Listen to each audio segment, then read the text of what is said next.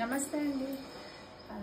ఇవాళ నేను 108 పద్మాలతోటి అమ్మవారికి పూజ చేసుకున్నాను అనమాట. ఆఖరి శుక్రవారం పూజ అయితే మంచిగా చేసుకున్నాను అని చెప్తాను. ఎందుకంటే ఇవాళ నాకు అమ్మవారు నన్ను ఆశీర్వదించింది అని చెప్తాను. ఎందుకంటే అసలు నేను కన్నడార చదువుతుంటే అండి అష్టోత్తరం చేసుకున్నాను లక్ష్మీ అమ్మవారికి.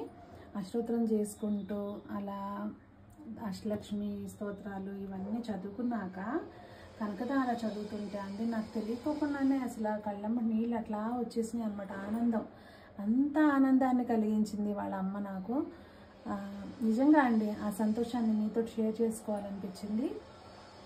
ప్రతి ఒక్కళ్ళు కూడా నమ్మి చక్కగా స్వామి మీదే, మీకు ఏ ప్రాబ్లం ఉన్నా అమ్మ మీద స్వామి మీద భారం వేసి నమ్మి చేయండి. ఏదో కోరికలు కోరద్దు, అసలు మీరు చక్కగా పూజ చేసుకోండి. అంత మట్టుకి నా అనుభూతిని, నా అనుభవాన్ని మీతోటి షేర్ చేసుకున్నానండి. ఇలాంటి ఫీలింగ్ మీకు కూడా ఎప్పుడైనా కలిగితే కామెంట్లో తెలియచేయండి. అలాగే అమ్మవారు ఎట్లా ఉన్నారో చెప్పండి.